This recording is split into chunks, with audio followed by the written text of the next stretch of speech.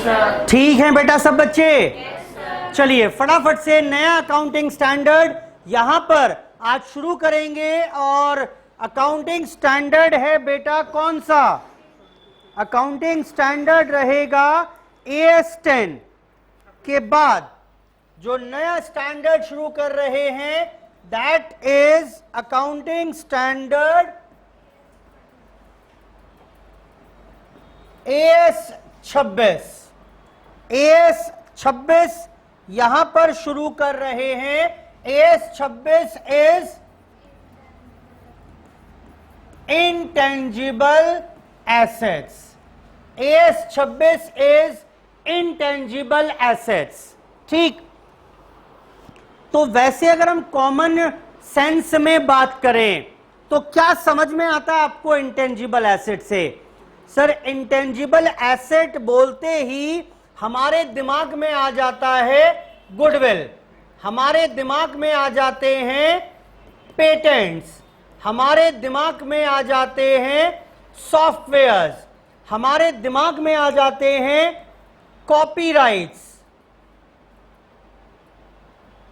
Copyrights, हमारे दिमाग में आ जाते हैं फॉर्मूला, किसी चीज को बनाने का फॉर्मूला, हमारे दिमाग में आ जाता है नो हाउ। पहले ये बताओ इन सब शब्दों का कहीं ना कहीं सुन रखा है आपने?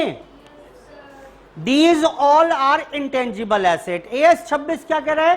बात की बात है, पहले इंटेंजिबल एसेट को हम क्या समझते हैं वो रिकॉल कर लेते हैं। सर वही एसेट जिसको हम देख नहीं सकते, जिसको हम छू नहीं सकते, जिनको सिर्फ महसूस किया जा सकता है, क्योंकि जिनको देख सकते हैं छू सकते हैं उन्हें क्या कहते थे?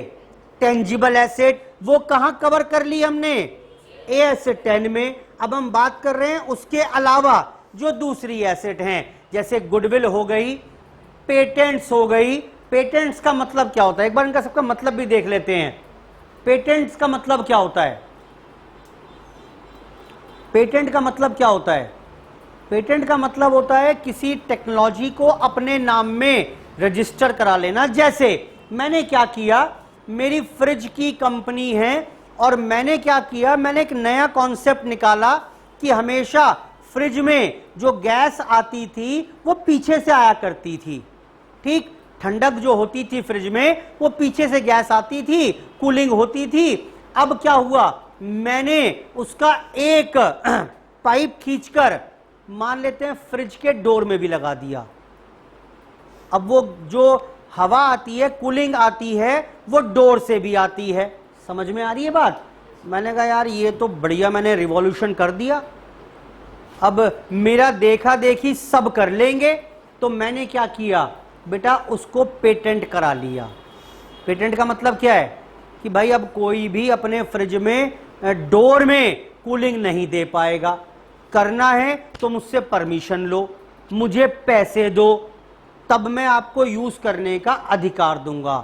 क्लियर है बात के नहीं है?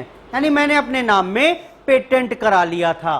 सिमिलरली सॉफ्टवेयर सब जानते हैं, बोलो बेटा, काम को सिंपल करने के लिए सिस्टम पर यूज की हुई कोई टेक्नोलॉजी। कॉपीराइट का मतलब क्या है? इस बार अधिकार हैं, लेकिन इस बार जो लिखने के अधिकार, राइट्स, जो कॉपी ना कर ले कोई। मैंने बुक छापी और इसका मैंने रजिस्टर करा लिया, कॉपीराइट ले लिया। इसका मतलब क्या है कि अब अगर आपने वो कॉपी सेम मार दी तो भाई दिक्कत है, आपके ऊपर केस भी कर दूंगा, पेनल्टी भी रिकवर कर लूंगा। ये जो MCQ मैंने दिए हुए हैं, मैं लॉजिकली उसको यहां पर डाल नहीं सकता। स्टडी मटेरियल को मैंने क्या किया है, स्टडी मटेरियल देखा होगा आपने, C लिखा होता है छोटा सा और गोले में बना होता है। कॉपीराइट किसके पास है? ICAI के पास। ICAI बोलता है मेरा मटेरियल है ये, इसको आप कॉपी नहीं कर सकते। लेकिन क्योंकि ICAI NPO है तो मैं कह रहा हूं भाई मैं बेच छोड़ रहा हूं, मैं कॉपी करके आपका स्टडी मटेरियल नहीं बेच रहा, मैंने तो एक्सट्रैक्ट लिए हैं थोड़े से, बस बच्चों को ही पढ़ाने के उद्देश्य से, और फ्री में दे रहा हूं मटेरियल में, तो इसलिए ज्यादा चैलेंज आता नहीं है। खैर, कॉपीराइट का मतलब ये। उसके बाद फॉर्मूला, फिर से वही, कोई चीज बनाने का फॉर्मूला है, इसमें 2 यूनिट हाइड्रोजन की मिलाओ, 1 यूनिट ऑक्सीजन की मिलाओ तो H2A पानी बन जाएगा। अरे ये तो नई चीज ड्राइव कर ली मैंने क्या किया, उसके फॉर्मूले को रजिस्टर करा लिया। And same is know how. Know how का मतलब क्या होता है, नॉलेज। नॉलेज हाउ, आप समझ रहे हो वर्ड कैसे बना ये। नो का मतलब कहां से लिया है ये, नॉलेज से, और हाउ का मतलब क्या है, कैसे। कोई नॉलेज कैसे अप्लाई होगी उसके लिए नो हाउ मेरे पास है। खैर, सारी की सारी इंटेंजिबल एसेट्स हैं जिनको हम देख नहीं सकते, छू नहीं सकते। तो AS26 ने भी क्या कहा, AS26 ने कहा हम बताएंगे आपको, क्योंकि अब ये बहुत इंपॉर्टेंट हो गई हैं। एक समय था जब इन इंटेंजिबल एसेट्स की कोई वैल्यू ना हुआ करती थी, लेकिन टेक्नोलॉजी बढ़ती जा रही है, इनकी वैल्यू, इनकी इंपॉर्टेंस बढ़ती जा रही है। तो AS इंस्टीट्यूट ने कहा भाई अब कम पढ़कर बात ना बनेगी, इसको हम सेपरेटली पढ़ाएंगे आपको। कहां पर, AS26 में। पहले सारा कवर्ड कहां था, AS10 में। अलग से कोई अकाउंटिंग स्टैंडर्ड इंटेंजिबल एसेट्स के लिए नहीं था, फिक्स्ड एसेट था। फिक्स्ड एसेट में टेंजिबल भी इंटेंजिबल भी दोनों कवर्ड थी। AS ने निकाल के बाहर कर दिया। हम डिटेल में अलग से पढ़ेंगे AS26 में रिलेटिंग टू इंटेंजिबल एसेट्स। तो सबसे पहली बात तो ये कि इंटेंजिबल एसेट्स होती क्या हैं। तो AS ने क्या कहा, AS ने कहा इंटेंजिबल एसेट्स का मतलब है, अब वो थोड़ी ऑब्वियस सी बात है, भारी भरकम शब्द तो यूज करेगा ही, बात वही निकल कर आएगी, लेकिन कुछ और भारी भरकम डिटेल्ड डेफिनेशन बताई। अच्छा याद कराना, AS10 में PPE की डेफिनेशन क्या थी, बोलो बेटा। 3 शर्तें थी, कौन कौन सी थी, tangible asset, held for use more than 1 year. याद आ रहा है कि नहीं आ रहा है, ठीक। तो अब इसने क्या कहा, इसने कहा यहां पर कि इंटेंजिबल एसेट का मतलब है, इंटेंजिबल एसेट का मतलब है नॉन मॉनेटरी एसेट, वो एसेट जो नॉन मॉनेटरी हो, ठीक। क्या मतलब है पता नहीं अभी। विदाउट फिजिकल सब्सटेंस हो, मैं कीवर्ड अलग अलग छाट के लिख रहा हूं। Intangible assets as per AS26 are those assets which are non monetary, without physical substance and held for use. और आपने यूज के लिए रखी हुई है। अच्छा यूज कहां कहां हो सकता है बताओ बेटा, AS10 में भी तो लिखा हुआ है, मैं जान के AS10 का नाम ले रहा हूं जिससे याद रहे आपको, वो भी बताना यूज कहां कहां हो सकता है बेटा। कहां लिखा था वहां पर, प्रोडक्शन में, या रेंडरिंग ऑफ सर्विसेज में, या रेंट में, या एडमिनिस्ट्रेटिव पर्पस। ये तो AS10 से उठाया हुआ है पूरा एज इट इज, ये तो पूरा AS10 से उठा लिया, पूरा का पूरा AS10 से उठा लिया। नई बातें क्या क्या आ गई, नई बातें आ गई, नॉन मॉनेटरी होना चाहिए, identifiable non monetary asset, without physical substance, held for use in production और रेंडरिंग ऑफ सर्विस और रेंट और फॉर एडमिनिस्ट्रेटिव पर्पस। पहले AS10 की डेफिनेशन पूरी पढ़ो यहां से, अभी मतलब नहीं पता मुझे इनका। बताओ अब AS26 में क्या लिखा होगा, पढ़ के बताओ फटाफट से, पढ़ो बेटा।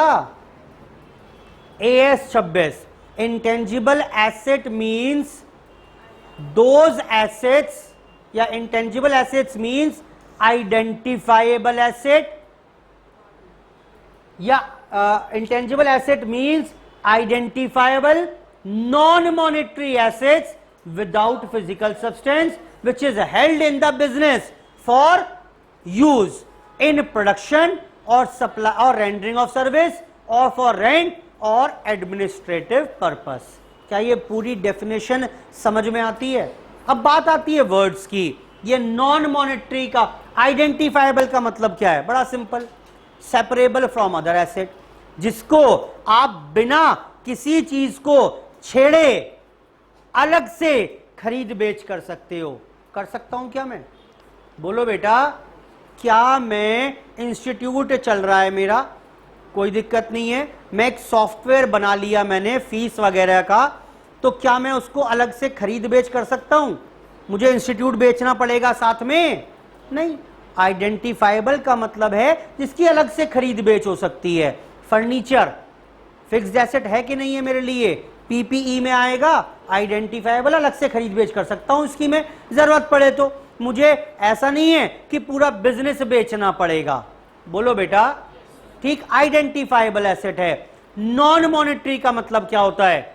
एएस ने कहा जो मॉनेटरी नहीं है उसे नॉन मॉनेटरी कह देंगे, हैं? जो मॉनेटरी नहीं है वो नॉन मॉनेटरी हो गई। अच्छा, फिर मॉनेटरी कौन सी है? मॉनेटरी एसेट्स का मतलब है वो एसेट्स जिनसे फिक्स्ड अमाउंट मिलने वाला है। मुझे एक बात बताओ, गुडविल का कोई फिक्स अमाउंट होता है क्या? बोलो बेटा, नहीं हो सकता भाई। यानी सरल शब्दों में बात करें, जिससे खरीद बेच करके पैसा तो मिल जाएगा लेकिन कोई फिक्स्ड अमाउंट नहीं होता, तो that is called non monetary. ठीक, नॉन मॉनेटरी यानी अभी तक क्या बताया? एक तो ऐसी एसेट होगी जो अलग से खरीद बेच हो सकती है। दूसरा, अमाउंट नहीं पता। मेरी इंस्टीट्यूट का नाम हो सकता है कोई तो 10 लाख दे दे और कोई 5,000 देने को तैयार ना हो। कोई फिक्स अमाउंट थोड़ा ना है। बोलो बेटा, ठीक, सब्जेक्टिव मैटर है। आपको कितनी इंपॉर्टेंस लग रही है इसको, इसकी नाम की, वो आपके अपने आपकी अपनी ऑब्जर्वेशन, अपनी अंडरस्टैंडिंग पर बेस्ड है।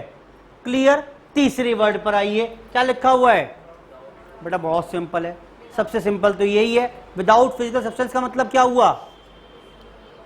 बोलो, जिसे हम देख ना सकते हो, जिसे छू ना सकते हो। फिजिकल सब्सटेंस है ही नहीं, अस्तित्व ही नहीं है इसका, कोई ऐसी चीज नहीं है जिसे आप देख सकते हो। फिजिकल प्रेजेंस नहीं है। गुडविल है, यहां पर भी गुडविल है, क्लास के अंदर मेरी, आपके जहन में, लेकिन देख नहीं सकते। फर्नीचर देख सकते हो, फिजिकल सब्सटेंस है। ये बोर्ड देख सकते हो, फिजिकल सब्सटेंस है। कैमरा देख सकते हो, फिजिकल सब्सटेंस है। लेकिन इस रूम में भी मेरी गुडविल चल रही है, वो नहीं देख सकते आप विदाउट फिजिकल सब्सटेंस। और फिर रखा हुआ क्यों है भाई आपने इसको?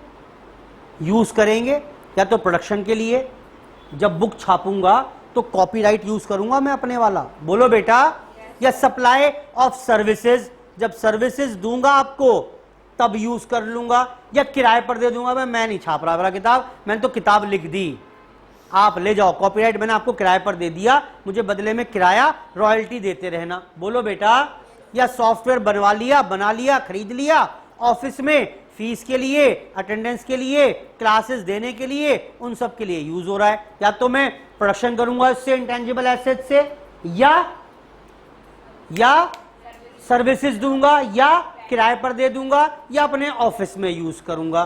बेटा क्लियर है बात कि नहीं है? ओहो, जब ये सारी शर्तें पूरी हो जाएं तो इसे कह देंगे इंटेंजिबल एसेट। वापस वैसे ही क्विक रिवीजन, AS 10 में कितनी शर्तें थी? 3। कौन कौन सी? पहला, टेंजिबल होनी चाहिए, held for use in various purposes, और मोर देन 1 ईयर, या मतलब 12 मंथ्स भी कवर्ड हैं। मोर देन 12 मंथ्स थे वहां पर, याद आ रहा है? वापस आओ यहां पर कितनी शर्तें हो गई? 4। आइडेंटिफाइबल होनी चाहिए, यानी अलग से बिकने योग्य है। दूसरा, कोई फिक्स अमाउंट नहीं होना चाहिए। अगर अमाउंट फिक्स्ड है तो भाई वो फिर इंटेंजिबल एसेट में कवर नहीं होगी, दिखनी नहीं चाहिए आपको। और क्यों रखी हुई है आपने? यूज के लिए। यूज कहां? 4 यूज हो सकते हैं, या तो production, supply of services, rendering services, rent और एडमिनिस्ट्रेटिव पर्पस। क्लियर है बात? सब लिखवा दूंगा। चलो जी, इंटेंजिबल एसेट तो हो गई। डेफिनेशन बोल रही है कोई एक एसेट है, हां जी हां, वो एसेट क्योंकि शर्तें पूरी कर रही है चारों, तो अब ये कौन सी हो गई? Intangible asset. तो मैंने पूछा एएस से, मैंने कहा एएस जी अब क्या इसे रिकॉग्नाइज कर लूं? रिकॉग्निशन के बारे में तो बता दो इसको कि रिकॉग्नाइज, दो सवाल होते हैं, कौन कौन से? कब और कितना। बेटा याद आ रहा है? पन्ने पलट लेना ए स्टैंड के, शर्म वाली बात नहीं है कोई। क्यों? लिंकेज बन जाएगा अपने आप, ए स्टैंड रिवाइज हो जाएगा। यानी कब तो रिकॉग्नाइज करें इसे। चलो ये इंटेंजिबल एसेट तो है, कोई एक एसेट है, इंटेंजिबल तो है, अब इसे रिकॉग्नाइज कब करें और कितने में करें? दो सवाल हैं कि नहीं है ये? बोलो बेटा, मुझे ये बताओ कब का जवाब।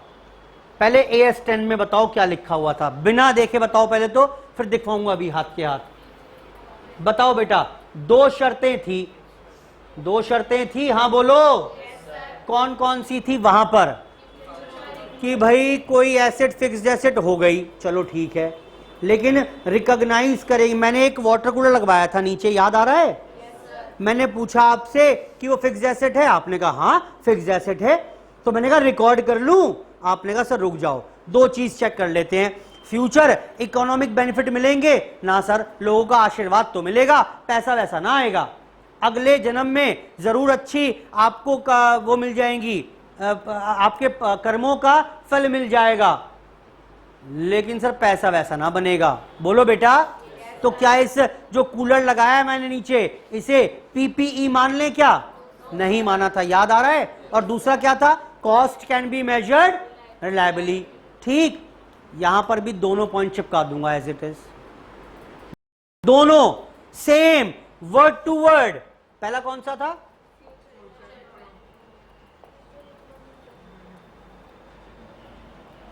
अरे क्या हुआ भाई?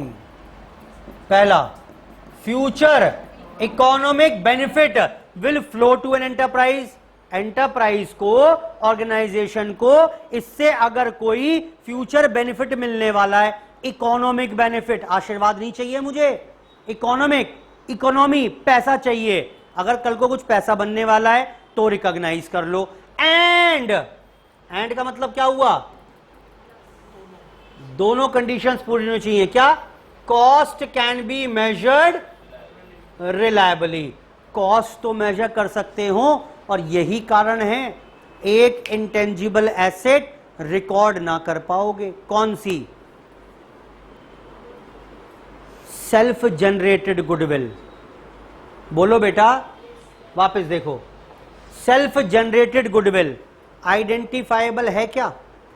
हां, मैं अलग से आईपीसी का नाम जो मैंने 20 साल में क्रिएट किया, अलग से वो मैं आपको दे सकता हूं।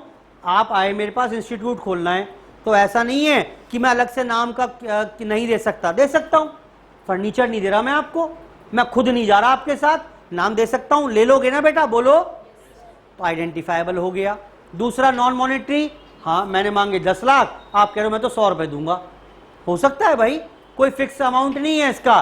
तीसरा, सब्सटेंस नहीं है और यूज के लिए आप लेने वाले हो। तो ये जो इंटरनली जनरेटेड गुडविल थी, ये इंटेंजिबल तो है, लेकिन आपने कहा सर फिर किताबों में रिकॉर्ड कर लूं, मैंने कहा कर लो, अगर ये दोनों शर्तें पूरी हो जाएं तो रिकॉर्ड कर लेना। आपने कहा फ्यूचर इकोनॉमिक बेनिफिट, मैंने कहा मिलेगा, मेरे नाम के वजह से बच्चे आ रहे हैं, एक्स्ट्रा आ रहे हैं, मुझे नहीं जानते कई बार, लेकिन नाम को जानते हैं, आते हैं बच्चे, आगे भी आएंगे, बेनिफिट होगा। लेकिन दूसरी शर्त पिट गई, cost can not be measured. करें कितने में? आज तक इंटरनली जनरेटेड गुडविल में कितनी लागत आ गई मुझे खुद नहीं पता।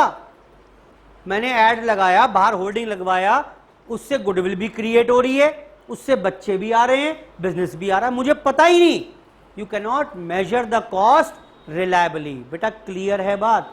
तो इंटेंजिबल एसेट सिर्फ हो जाने से रिकॉर्ड नहीं करना, हो जाना अलग बात है, रिकॉर्ड कब करना है, अगर ये दोनों शर्तें पूरी हो जाएं। यहां क्या लगा हुआ है, and both the conditions are required to be fulfilled simultaneously. Clear है बात? बोलो बेटा। अब बात आई कितने में रिकॉर्ड करें। तो कितने में रिकॉर्ड करें वो डिपेंड करेगा इस बात के ऊपर कि क्या ये परचेज्ड है, क्या ये सेल्फ जनरेटेड है, या ये एक्सचेंज में आई। सब कुछ सेम सा नहीं लग रहा क्या? बोलो बेटा। सब कुछ सेम ही है सेम, अलग है ही नहीं। अच्छा, अब कोई परचेज करके लाया, किसी का कॉपीराइट परचेज कर लिया, किसी की गुडविल खरीद डाली मैंने, कोई फॉर्मूला खरीद लिया मैंने, ठीक, कोई ट्रेडमार्क खरीद लिया मैंने, किसी से मैंने नो हाउ खरीद ली, काम करने का तरीका था उसके पास, वो मैं खरीद कर ले आया। मैंने कहा मुझे सिखा दो, मैं पैसे दे दूंगा आपको, उसने सिखा दिया, नो हाउ। अब उसे रिकॉर्ड कैसे करें, कितने पर करेंगे? वो इंटेंजिबल भी हो गई है, मान लो मैंने बोल रहा हूं, और वो रिकॉर्ड भी होगी, ये भी मैं बोल रहा हूं। दोनों शर्तें उसने पूरी कर दी हैं। करें कितने पर? करें कितने पर? ऑब्वियस सी बात है, बड़ा सिंपल है भाई। बताओ कितने पर रिकॉर्ड करोगे इसे? जो भी परचेज प्राइस था वो, बोलो बेटा, प्लस डायरेक्टली एट्रीब्यूटेबल कॉस्ट। याद आया? इसको परचेज करने के लिए जितना भी खर्चा आया, कोई स्टैंप ड्यूटी लगी, लीगल चार्जेस लगे, कोई और खर्चा कुछ भी आया, तो वो सब भी इसमें जुड़कर आ जाएगी कॉस्ट ऑफ इंटेंजिबल एसेट। बेटा क्लियर है बात? ये will be recorded, purchased intangible asset will be recorded at cost price, और कॉस्ट के लिए परचेज प्राइस में सारी चीज जोड़ दो। क्लियर है बात? अच्छा, अब बात आई सेल्फ जनरेटेड। बस यही इंपॉर्टेंट है। सेल्फ जनरेटेड में भी कौन सी हो गई? गुडविल या अदर्स। अगर गुडविल है तो इसका तो बता चुका हूं मैं, बताओ फटाफट से क्या करेंगे?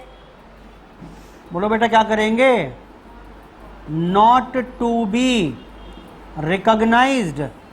ये तो रिकॉग्नाइज होगी ही नहीं, ये तो यहीं पर बाहर हो गई थी वैसे, फिर भी दोबारा लिखवा दिया क्लैरिफिकेशन के लिए, क्लैरिफिकेशन के लिए लिखवा दिया दोबारा। लेकिन अगर कोई अदर एसेट है जो आपने खुद बनाई है, तो एएस कहता है ये एसेट दो स्टेजेज से होकर गुजरी होगी। Research phase and development phase. अभी सब लिखवाऊंगा मैं आपको, फिलहाल बस एक ढांचा खड़ा कर रहा हूं एएस का कि एएस में है क्या।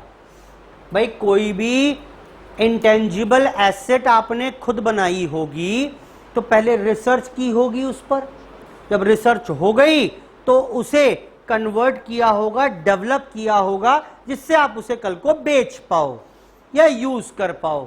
बोलो बेटा, ये असल में पहले पूरा एक एएस हुआ करता था, एएस 8 रिसर्च एंड डेवलपमेंट, वो हटा के पूरा एएस यहां डाल दिया।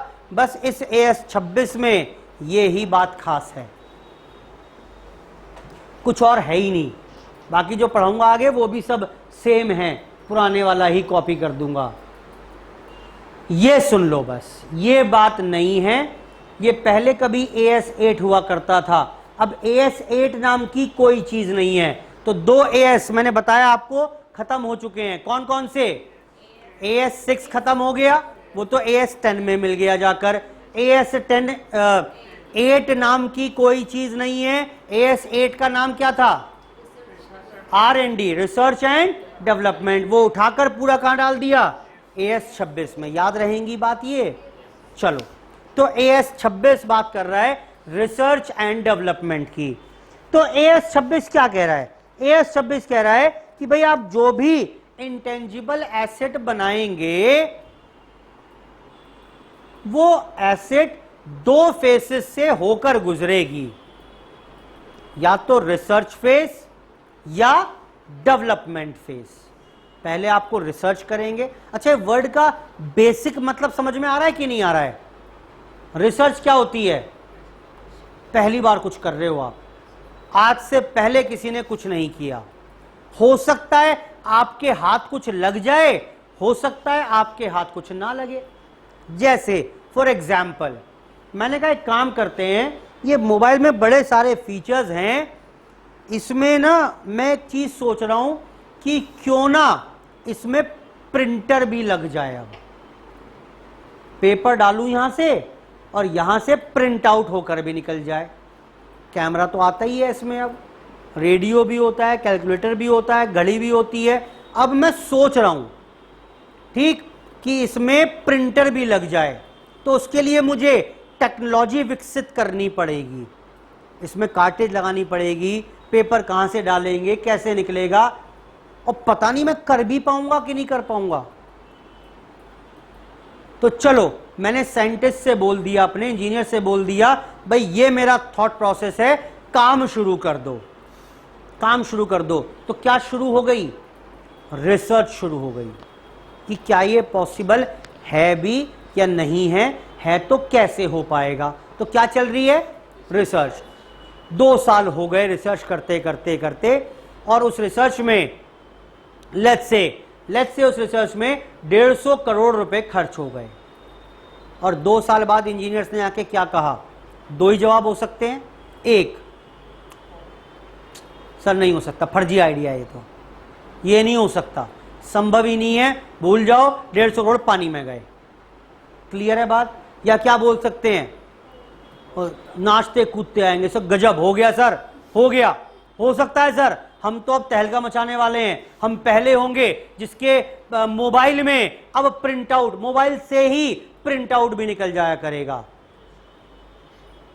बेटा क्लियर है? बोलो बेटा। अच्छा, पहला सिचुएशन तो खत्म ही हो गई। अब दूसरे पर, अब वो बोल रहा है जी मेरे इंजीनियर ने आकर कहा कि प्रिंट आउट निकल जाया करेगा। तो क्या कल से मोबाइल में प्रिंट आउट निकलना शुरू हो जाएगा? नहीं होगा। अभी तो उन्होंने विकसित की है टेक्नोलॉजी। अब क्या होगा?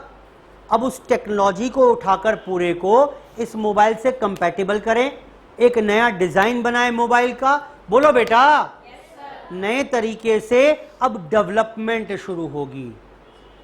रिसर्च हो गई, रिसर्च हो गई।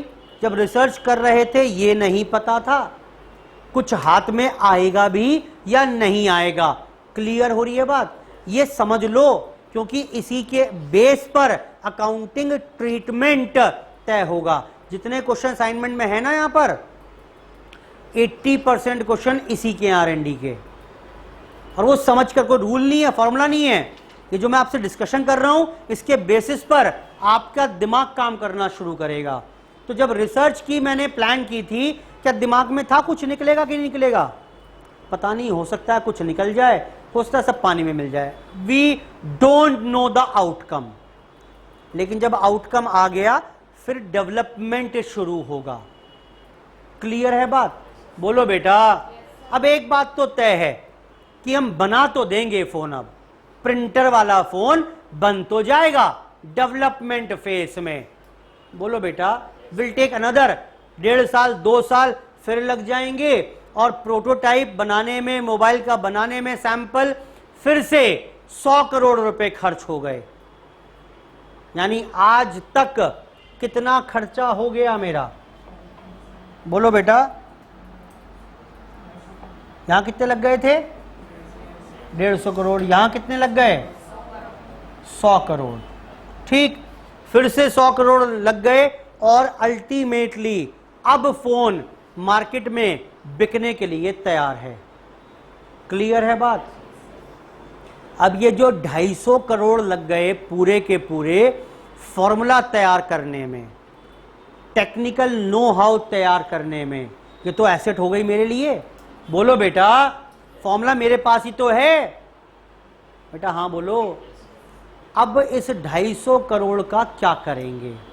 Whether this will be capitalised और नॉट। आंसर बड़ा आसान है, आंसर बड़ा आसान है। क्या ये जो 150 करोड़ रुपए हैं ये तो चले जाएंगे पीएनएल अकाउंट में,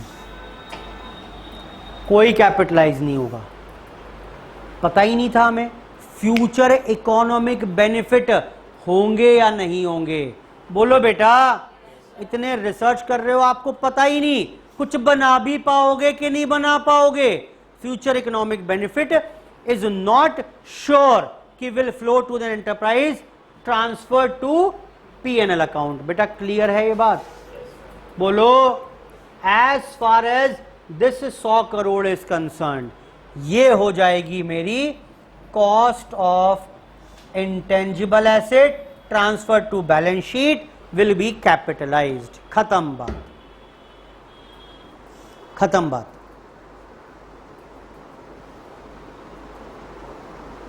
बेटा क्लियर है बात ये? हाँ ऑब्वियस सी बात है, डिटेलिंग करेंगे अभी इसकी और भी, लेकिन क्या ये ओवरव्यू समझ में आता है? दिमाग में सेट हो जाए एक बार करना क्या है, फिर जब डिटेल बताऊंगा ना तो आपको आगे तक का पता होगा, तो इसलिए वो दिमाग ज्यादा काम करेगा। इसलिए मैं 2 बार में एएस करा रहा हूं पूरा, पहले पूरा पढ़ा रहा हूं आपको रॉ ऐसे ही।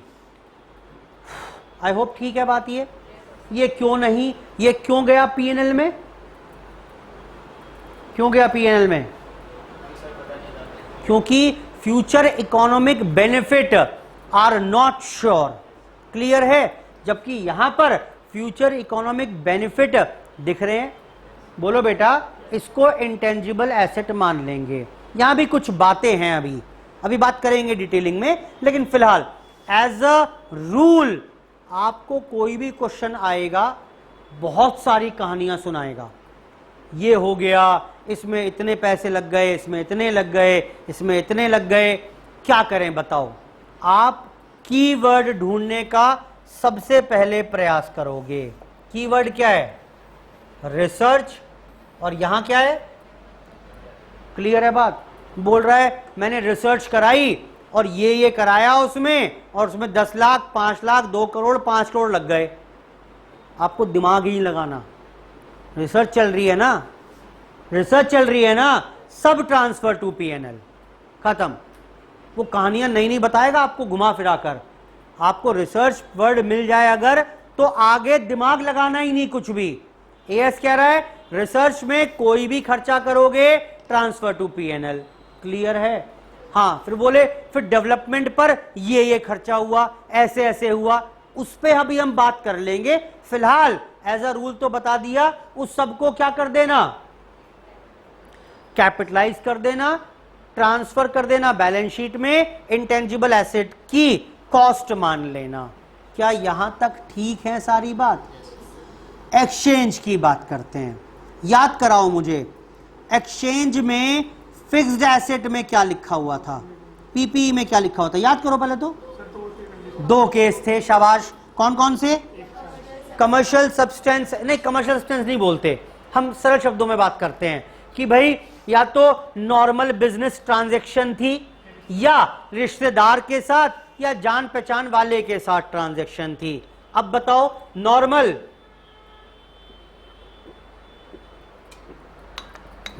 बिजनेस ट्रांजैक्शन थी, नॉर्मल बिजनेस ट्रांजैक्शन थी तो क्या किया था आपने? कितने पर रिकॉर्ड किया था? क्या, किसकी? Fair value of asset acquired. बोलो, उस पर आपने रिकॉर्ड कर लिया था। लेकिन अगर रिश्तेदार, दोस्त, यार, भाई बंधु से आपने एसेट एक्सचेंज की, यानी कमर्शियल सब्सटेंस मिसिंग है, तो क्या करते थे? कैरिंग अमाउंट या बुक वैल्यू किसकी? Of the asset given. भाई जो दे रहे हैं ना हम, वही मान लो, उतने की ही नहीं पड़ी मुझे, क्योंकि वो जो रेट कोट कर रहा है पता नहीं शर्म वरम की वजह से ना कर रहा हो। क्लियर है बात? ये रूल तो वहां था, यहां पर क्या रूल है, ये रूल नया आया है AS10 में। पहले रूल यही था जो यहां लिखा हुआ है, अब लिखने वाला हूं मैं, वहां चेंज हो गया, यहां नहीं किया उसने। क्या है सुनो, अगर एक्सचेंज करके लाए तो इसे रिकॉर्ड कर देना fair value of asset surrendered या fair value of asset acquired.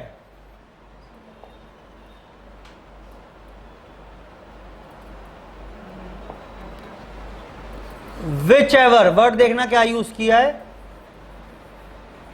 Whichever is more clearly evident, whichever is more clearly evident, जो ज्यादा क्लियरली एविडेंट हो। ये क्लियरली एविडेंट का मतलब क्या समझ में आ रहा है बेटा? क्लियरली एविडेंट का मतलब क्या हुआ? जिसके ज्यादा पुख्ता सबूत आपके पास हो, जिसके ज्यादा पुख्ता सबूत आपके पास हो, जो ज्यादा भरोसे लायक हो, उस पर आप रिकॉर्ड कर लेंगे। पहली बात तो ये कि AS10 में भी यही लिखा हुआ था पहले। वहां जब AS10 PPE आया,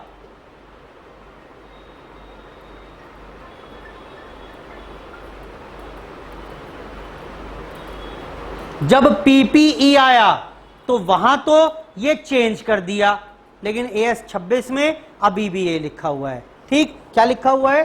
fair value of asset surrendered, जो एसेट आपने दी उसकी या जो एक्वायर की उसकी, जिसकी मार्केट वैल्यू ज्यादा भरोसेमंद हो। क्लियरली एविडेंट मतलब भरोसेमंद, जिस पर ज्यादा भरोसा कर सकते हो, वो आप ले लीजिएगा। क्लियर है बात? बोलो बेटा। अगली बात, राइट ऑफ करना होगा। वहां पर डेप्रीसिएशन लगाते थे, यहां क्या करेंगे? अमोर्टाइज करेंगे। कितने साल में करेंगे? जो भी आपको ठीक लगे, जो भी आपको ठीक लगे उतने साल में आप इंटेंजिबल एसेट को अमोर्टाइज कर देना। जनरली 5 से 7 साल होगा, या मैक्सिमम 10 साल हो सकता है, कोई और पीरियड भी हो सकता है, अगर क्वेश्चन जस्टिफाई कर दे तो, अगर केस जस्टिफाई कर दे। जैसे मेरे को राइट मिले हुए हैं कि मैं एसेट आपकी, बुक आपकी छाप सकता हूं 20 साल तक, और भाई साहब मजेदार बात ये कि 20 साल तक दिख रहा है मुझे बुक्स छपेंगी भी और बिकेंगी भी, तो मैं वो जो मैंने आपसे अधिकार खरीदे वो कितने साल में राइट ऑफ करूं? ये मत कहना AS26 कह रहा है मैक्सिमम 10 साल में कर दो।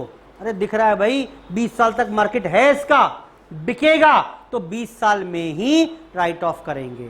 क्लियर है बात? बोलो बेटा। आप जवाब क्या दोगे? आप बोलोगे एज पर AS26 मैक्सिमम 10 साल है, लेकिन as in the given case it seems clearly that the benefits will flow to an enterprise till 20 years, तो therefore should be written off over 20 years। आप अपना ज्ञान भी पेलोगे पूरा कि मुझे पता है कि मैक्सिमम इतना है, लेकिन AS ये भी कह रहा है कि मैक्सिमम पीरियड अलाउ 20 साल या 25 साल भी हो सकता है, depending upon the case to case. बेटा क्लियर है बात? और इसके बाद कुछ डिस्क्लोजर रिक्वायरमेंट्स हैं जो AS ने कहा कि आपको डिस्क्लोज करनी पड़ेंगी, जैसे कितने की आपने राइट ऑफ की एंड सो ऑन। और इसके साथ ही हमारे पास इसके साथ ही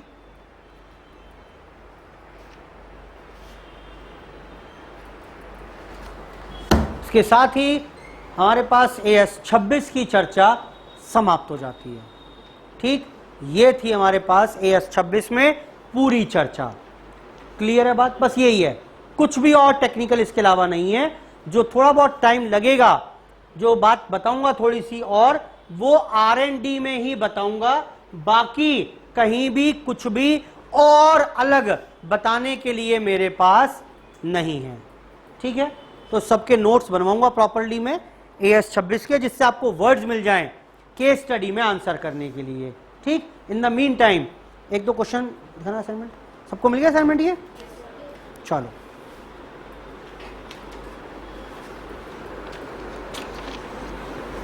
ऐसे ही बात कर रहा हूं थोड़ी सी।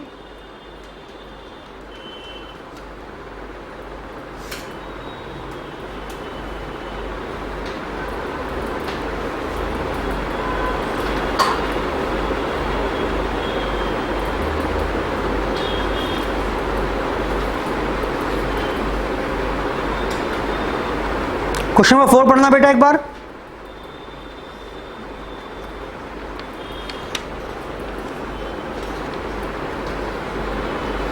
क्वेश्चन नंबर 4 पढ़िए एक बार। देखो क्या है ना प्रॉब्लम क्वेश्चंस में, वो इतनी भारी भरकम लैंग्वेज यूज करेगा और इतने भारी भरकम शब्द यूज करेगा। मैं एग्जाम की भी बात कर रहा हूं कि आप ना जो सिंपल सी बात है उसे ना पकड़ पाओगे। पढ़ो मेरे साथ। An enterprise has purchased an exclusive right to generate hydro electric power for 60 years. रुक जाओ, हिंदी करते चलते हैं। मैंने राइट खरीदा कि भाई पानी से बिजली बनाने की टेक्नोलॉजी है, मैं यूज कर पाऊं, और 60 साल तक वो राइट्स मेरे पास हैं। 60 साल तक पानी से हाइड्रो इलेक्ट्रिक, पानी से बिजली मैं बना सकता हूं। वो टेक्नोलॉजी, वो रूल, वो फॉर्मूला मैंने खरीद लिया है। The cost of generating hydro electric power are much lower than the cost of obtaining power from alternative sources. बताओ हिंदी करके क्या मतलब है? अब जो बिजली बनेगी ना बहुत सस्ती बनेगी दूसरों के मुकाबले। क्या मतलब हुआ इसका? यानी इससे फ्यूचर इकोनॉमिक बेनिफिट मिलेंगे। सस्ती बनेगी, बिकेगी, मेरे को बेनिफिट होगा। बोलो बेटा। अगर महंगी बनाओगे कौन खरीदेगा? तो यानी फ्यूचर बेनिफिट ना मिलेंगे। अब तो मिलते दिख रहे हैं मुझे। आगे आओ। It is expected that geographical area surrounding the power station will demand a significant amount of power from the power station for at least 60 years। और जो आसपास का एरिया है ना, मुझे दिख रहा है कि 60 साल तक मुझसे बिजली खरीदी भी जाएगी, मेरी बिजली बिकेगी भी। सवाल मेरा ये है कि कितने साल में इस फॉर्मूले को जो आपने खर्चा किया कितने साल में राइट ऑफ करोगे? सर AS तो बोल रहा है मैक्सिमम 10 साल तक कर लो या 20 साल तक कर लो। तो क्या 20 साल में करेंगे? नहीं, should be written off over 60 years. क्यों? क्योंकि साफ दिख रहा है मुझे, केस की कंडीशंस दिख रही हैं मुझे। ये स्टडी मटेरियल में ना एक्चुअली क्या था, क्वेश्चन नहीं है, एक एग्जांपल दिया था कहीं पैराग्राफ, वो काट कर मैंने क्वेश्चन बनाया है। क्लियर है? इसलिए ना तो क्वेश्चन पूरा है और ना ही आंसर पूरा है। पढ़ लो फिर भी। The enterprise amortise the right to generate power over 60 years unless there is evidence that shorter life is useful life is shorter. जब तक कोई और पुख्ता सबूत ना मिले। भाई मुझे सब कुछ दिख रहा है, 60 साल तक बना भी पाऊंगा, बिक भी जाएगी, फायदा भी होगा, तो उस फॉर्मूले को 60 साल में ही राइट ऑफ करना उचित रहेगा। अगला क्वेश्चन पढ़ना 5। टॉल ब्रिज बना दिया मैंने, टॉल बनाया मैंने एक हाईवे पर। Enterprise has purchased an exclusive right to operate a toll motorway for 30 साल। मैंने 30 साल के टोल के राइट ले लिए कि सारा किराया भाई मैं ही लिया करूंगा, सारा जो टोल आएगा, चार्जेस आएंगे, वो सब मैं कमाया करूंगा, उसके अधिकार मैंने खरीद लिए। There is no plan to construct alternative route. भाई साहब मजेदार बात यह है, सरकार का कोई प्लान नहीं है कि दूसरा रूट बना दे। यानी क्या मतलब हुआ? 30 साल तक मेरी कमाई होगी ही होगी। बोलो, रूट बनेगा ही नहीं दूसरा।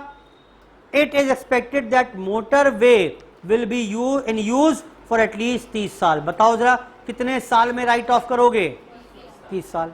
मैं ये क्वेश्चन इसलिए लिखे हैं यहां पर कि AS में एक जगह लिखा हुआ है मैक्सिमम 10 साल में राइट ऑफ करना है, लेकिन एक बात और लिख दी, unless a longer period is justified. तो उस एक वर्ड के ऊपर ये 2 केस स्टडी बनी हुई हैं।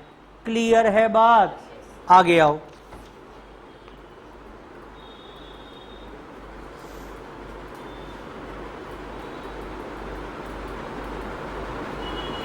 देखना 6 दोबारा से।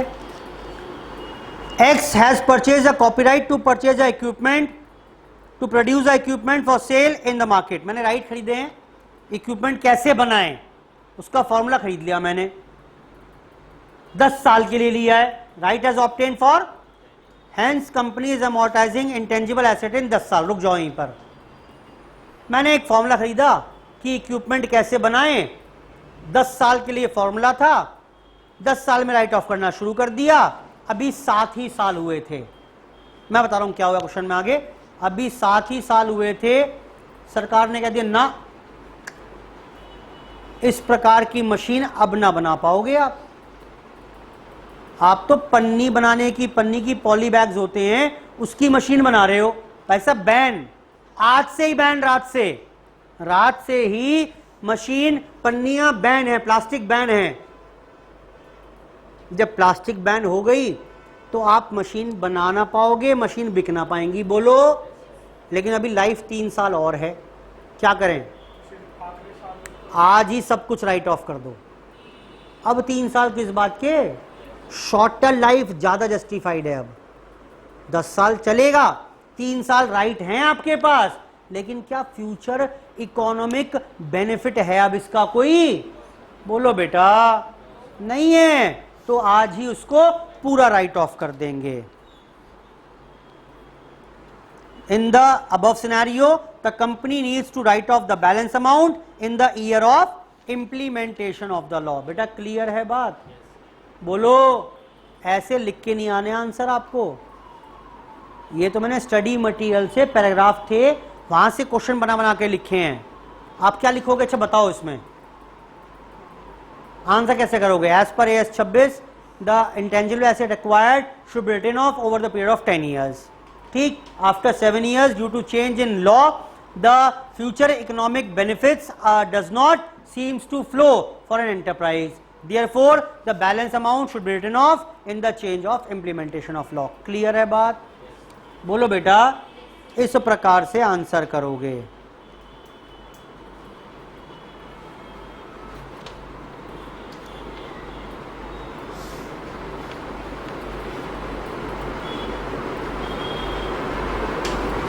नाइन्थ क्वेश्चन पढ़ना बेटा एक बार. Ninth. The company had spent 45 lakh रुपए for publicity and research expenses. Word पकड़ लो. कौन सा लिखा है? 45 लाख रुपए खर्च किए रिसर्च पर. अब आगे कुछ भी कहानी कह दे, मैं कह रहा हूं कुछ भी कहानी बोले, कुछ भी अट्रैक्ट करने की कोशिश करे आपको, क्या करोगे आप? ये बता दो. 45 लाख रुपए P&L में डालूंगा मैं तो, बस ये तो मुझे पता है. फिर भी सुन लो कहानी क्या है इसकी. For one of the product which was marketed in the counting year 1-2 but prove to be a failure. लो ये तो फेल ही हो गया, अब तो वैसे ही P&L में जाएगा. State how will deal with the following matters in the accounts for the year ended 31 मार्च 2002. जितना खर्चा किया रिसर्च पर एज पर AS 26 सारा का सारा P&L में ट्रांसफर किया जाएगा. बेटा क्या क्लियर है? चलो क्वेश्चन 11 पढ़ो जरा एक बार. कि खामखा भारी भरकम रखते हैं क्वेश्चंस, कुछ भी नहीं है. अगर आप राइट वर्ड पकड़ लोगे AS वाला तो कुछ नहीं है. 11 पढ़ना जरा. AB limited launched a project for producing product X. सोच रहे हैं प्रोडक्ट्स बनाएंगे, उसकी तैयारी करते हैं. Company incurred 20 lakh towards research. क्या कुछ पढ़ने की जरूरत है आगे? इस 20 लाख का तो पता है मुझे, क्या होने वाला है बताओ? इमीडिएटली P&L में ट्रांसफर खत्म करो. पढ़ लो फिर भी. Due to prevailing conditions the management came to conclusion product can not be manufactured and sold in the market for next 10 years. Management hence wants to defer the expenditure write off to future years. करने दूं क्या? बोलो. बोल रहा है आगे 10 साल बाद फायदा वायदा मिलेगा, तो एक काम करते हैं, जो खर्चा हुआ है ना 20 लाख का, इसे धीरे धीरे धीरे धीरे राइट ऑफ कर देते हैं, डेफर कर देते हैं. क्या करें भैया? रिसर्च है, कहानी मत बताओ मुझे. AS 26 बोल रहा है रिसर्च का जितना खर्चा होगा इमीडिएटली P&L में राइट ऑफ करेंगे. खत्म बात, खत्म बात. क्या कहानी सुननी इसकी? और आगे आओ.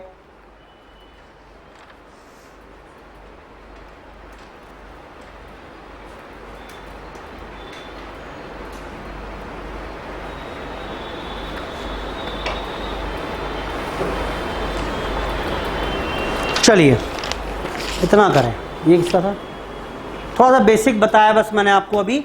इसकी फाइनल टचअप हम करेंगे नेक्स्ट क्लास में। आज की चर्चा यहीं पर समाप्त। धन्यवाद, बाय बाय।